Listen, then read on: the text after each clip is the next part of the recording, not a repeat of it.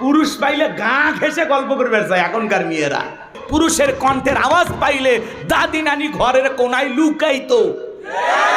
আর এখনকার ডিজিটাল মা বোন পুরুষের আওয়াজ যদি পায় আরো কাছে যায়, দরজা খুলে গল্প করে, কার কাছে এসেছেন, কার খোঁজ করতেছেন। বাদশা শোনেন, আগে শোনেন, বাদশা বাদশা তো আমারই স্বামী, আসেন একটু ভিতরে বসেন, একটু চা দেই, একটা বিস্কিট খাইয়ে যান ভাই, খালি মুখে বিদায় নেবেন, আমার তো ঘরে বরকত আসবে না। আছে না? একটা অপরিচিত পুরুষের সাথে এই যে দরজা খুইলা, বাড়ির গেট খুইলা একটা মহিলা গল্প করতেছে, আপনারা বলেন তো জায়েজ না হারাম? আপনি দরজা খুলে নরম সুরে গল্প করতেছেন, আসেন একটা বিস্কিট খেয়ে যান, স্বামীর সাথে তো এত ভালো ব্যবহার করিস না। তোরা যে কি আমরা বুঝি না, কথা কোন ঠিক খেয়ে না? পুরুষ পাইলে গা ঘেঁষে গল্প করবে চায় এখনকার মেয়েরা। কথা কোন? ভারতে গেছি, মহিলারা আসছে, কয় হুজুর একটু সেলফি তুলবো। আমি বললাম খালি তোরা যদি সেলফি তুলে ফেসবুকে পোস্ট করিস, আমার ওয়াশ করা লাগবে না, সব পিটাইয়ে সাইজ করবে। কথা কোন ঠিক? কমিটির লোকজনক ভাই তাড়াতাড়ি বের করেন, কি কয় সেলফি বলে তুলে। কথা কোন আছে না? আবেগ আবেগ, কথা কি বুঝতে পারছেন? আগেকার দাদি নানির তুলনা হয় না। মা বোন যারা বসে আছেন কান খুলে কথা শোনেন, আপনার বাড়ির দরজায় অপরিচিত কোনো পুরুষ যদি আপনার স্বামীকে সন্ধান করতে আসে, এমন কায়দায় ব্যবহার করবেন, দরজা খোলা তো দূরের কথা, ভিতর থেকে আওয়াজ দেবেন, বাদশা বাড়িতে নাই, খুঁজে নেন, মোবাইল করেন, যত ঝামেলা বাড়ির ওপর আছে, সহ্য হয় না।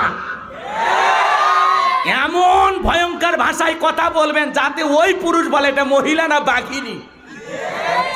আর নরম করে কথা, আসেন একটু বসেন, চা খেয়ে যান, মনে হয় মায়ের পেটের ভাই, তাহলে আদর কর, সমস্যা নেই। কথাকে বোঝা গেল? ব্লাউজ ছাড়া শাড়ি পরার আন্দোলন করে, এরা যেটুকু পরে আছে সেটুকু পড়তে চায় না। ব্লাউজ ছাড়া শাড়ি এমন কায়দায় পরেছে, পিঠটা এমন কায়দায় পুরোটা ফাঁকা রাখছে, মনে হয় আন্তর্জাতিক আর্জেন্টিনার ব্রাজিলের ফুটবল ম্যাচ হবে। কথা কোন ঠিক কিনা? যে সমস্ত অসভ্য বেহায়া নারীরা এই আন্দোলন করেছিল, ওদেরকে আমি বলেছিলাম গুগলে সার্চ দাও, সার্চ দিয়ে দেখো কোন দেশে পোশাক ছাড়া মানুষ বসবাস করে, পাসপোর্ট ভিসা লাগায়া ওই দেশে চলে যাও। তোমাদের মতো অসভ্য বেহায়া নারীর জন্য বাংলাদেশের কুকুরও কাঁদবে না। কথা বলেন ঠিক কিনা? কিন্তু এটা 95% মুসলমানের বাংলাদেশ। এদেশে থাকতে হলে অশ্লীলতা উলঙ্গ পানা বেহাপানা করা যাবে না। এদেশে থাকতে হলে আল্লাহর ফরজ বিধান পর্দা মেনেই থাকতে হবে। পর্দা করা নফল না ফরজ?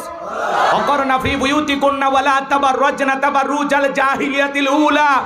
নারীরা তোমরা ঘরের ভিতর অবস্থান করো, খবরদার জাহিলিয়াতি যুগের মেয়েদের মতো নোংরা অশ্লীল পোশাক পরে নিজের দেহকে প্রদর্শন করো না।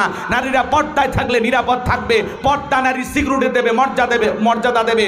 পর্দা হেজাব প্রত্যেকটা নারীর অহংকার। কোন সম্ভ্রান্ত ভদ্র ফ্যামিলির মেয়ে বোরকা ছাড়া বাহিরে যেতে পারে না। কথা কয় না?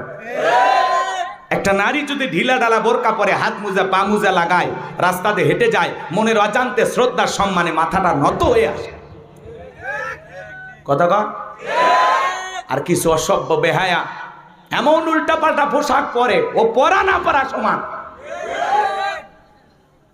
অর্ধউলঙ্গ পোশাক পরে রাস্তাঘাটে যায়। যে নারীর পোশাক যত উল্টা পাল্টা, ওর চরিত্রে তত গন্ডগোল।